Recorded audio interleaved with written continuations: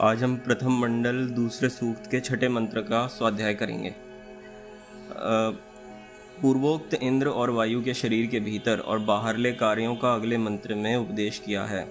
वायमिंद्रश्च सुन्वत आयातमुपनिष्कृतं मक्ष्वीत्था धिया नरा। पदार्थ पद मतलब जो शब्दों का अर्थ है। वायु, हे सर्व के अंतर्यामी ईश्वर, जैसे आपके धारण किए हुए नरा संसार के सब पदार्थों को प्राप्त कराने वाले इंद्रश्च अंतरिक्ष में स्थित सूर्य का प्रकाश और पवन है, वैसे मक्षु शीघ्र गमन से इत्था धारण पालन वृद्धि और क्षय हेतु से सोम आदि सब औषधियों के रस को सुन्वतः उत्पन्न करते हैं। उसी प्रकार नरा शरीर में रहने वाले जीव और प्राणवायु शरीर में सब धातुओं के रस को उत्पन्न करके इत्था धारण पालन वृद्धि और क्षय हेतु से मक्षु सब अंगों को शीघ्र प्राप्त होकर धिया धारण करने वाली बुद्धि और कर्मों से निष्कृतम कर्मों के फलों को आयातमुप प्राप्त होते हैं। भावार्थ, ब्रह्मांडस्थ सूर्य और वायु सब संसारी पदार्थों को बाहर से और जीव और प्राण शरीर के भीतर से के अंग आदि सबको प्रकाश देने और पुष्ट करने वाले होते हैं, परंतु ईश्वर के आधार की अपेक्षा सब स्थानों में रहती है। इस मंत्र का अर्थ यह है, जैसे बाहर सूर्य है, सूर्य से हमें ताप मिल रहा है, सूर्य बिल्कुल सेंटर में, पृथ्वी उसके चक्कर काट रही है, ठीक है। उसी तरह से जैसे हमारा शरीर है ना, उसी तरह से हमारी जो आत्मा है, आत्मा भी तेज है।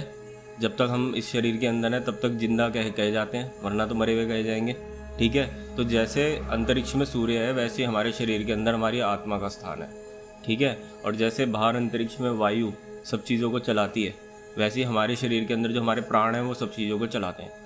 आप कुछ भी करने की चेष्टा करते हो वो सब प्राणों के अधीन है।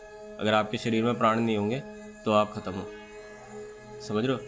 आपने देखा होगा जब कोई चीज़ जगह सुन्न हो जाती है, या आप उसको लो पैरालिसिस को, पैरालिसिस क्या है, आपका जो अंग काम करना बंद कर देता है, वहाँ पे ना प्राण शक्ति क्षीण हो जाती है, इस वजह से वहाँ पे काम करना वो बंद कर देता है। ठीक वैसे ही ये जो वायु है उसी की तरह शरीर के अंदर प्राण ऐसे काम करते हैं। लेकिन चाहे अंतरिक्ष में सूर्य और वायु की स्थिति हो, चाहे हमारे शरीर में हमारे आत्मा और प्राण की स्थिति हो, दोनों ही जगह पर बिना ईश्वर के संभवता नहीं है।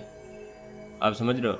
अगर आपको ये चॉइस दी जाती पैदा होने से पहले कि आप अपने शरीर को कस्टमाइज़ कर लो, तो आपका जो ये शरीर है, क्या आप इसे चुनते या इससे बेहतर चुनते? बढ़िया से बढ़िया ही चुनते हैं ना। लेकिन आपकी तो वहाँ चली नहीं, आप अपनी मर्जी से तो नहीं आए ना इस शरीर में। आपको जैसा शरीर मिला है वो आपकी मर्जी से तो नहीं मिला।